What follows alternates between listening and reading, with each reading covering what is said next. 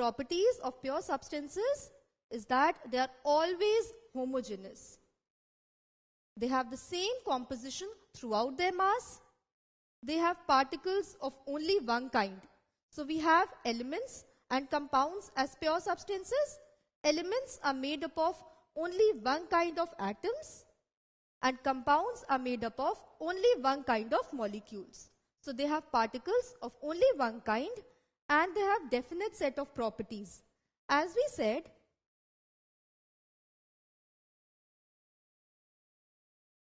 when similar particles come together, they form the pure substance. So if this particle has some physical and chemical properties, since this particle is the same as this one, so again this also has the same physical and chemical properties. So throughout, the physical and chemical properties are the same. So pure substances have a definite set of properties. Let's look at some other examples. We have tea. How do you form tea? You add milk, water, tea leaves, sugar. When you mix all those, you get tea. But when you have tea, the final product, are you able to distinguish the tea leaves from milk? No, you are not. It looks the same throughout. You take any part, it has the same composition. So it is homogeneous. If we look at orange juice, we add orange pulp to water and we get orange juice. Again, are you able to distinguish the pulp from water? No, you are not. It looks the same throughout. When a substance has the same composition or it looks uniform throughout the mass, it is homogeneous. And in these particles or in these substances, you have observed that they contain more than one kind of particles. Let's see how they contain more than one kind of particle. We take one drop of tea and one drop of orange juice. Let's look inside.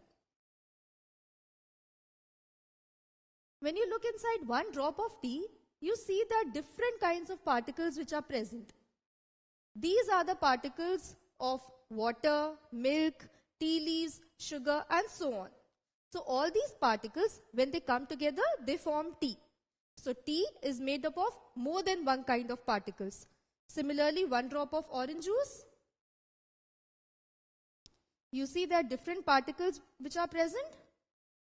So in this case, we have the particles of orange pulp, water, in some cases you may add sugar. So these substances, they contain more than one kind of particles. But since they look the same throughout, so they are homogeneous. Some other examples include substances which are heterogeneous. Hetero means different. So if you will observe these cases, you will see that you are able to make out the difference in proportion. In the first case, we have sand dissolved in water. So you are able to observe that in some parts, sand is more. In some parts, we have more of water. Some sand is deposited at the bottom. So this does not look the same or uniform throughout.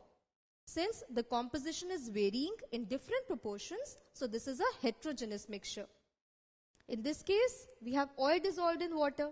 Again, we have more than one kind of particles. We have oil, we have water, and you see that the composition is varying in different proportions. At the top, we have more oil floating, and at the bottom, we have more water. So we do not see a uniform composition throughout, and hence it is heterogeneous. Similarly, noodle soup, we see that it is not constant or uniform throughout. And if you have a chocolate chip ice cream, you see that in some parts there is more of choco chip, in some parts there is more cream, and so on. So when you are able to make out the difference in the different proportion of the substance, such substances are heterogeneous.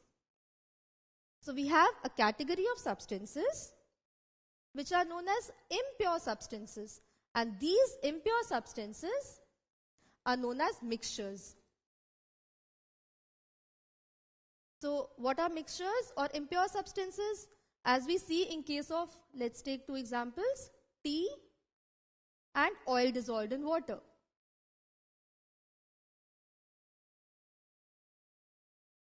So in case of tea, we have more than one kind of particles, but it looks the same throughout. Therefore, it is homogeneous. oil dissolved in water, we are able to make out the difference. So this is heterogeneous. So mixtures can be homogeneous or heterogeneous. They are always made up of two or more kinds of particles.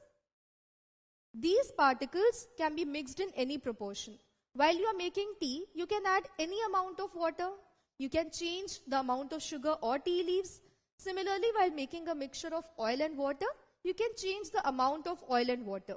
So in mixtures, we can add the different substances in different proportions.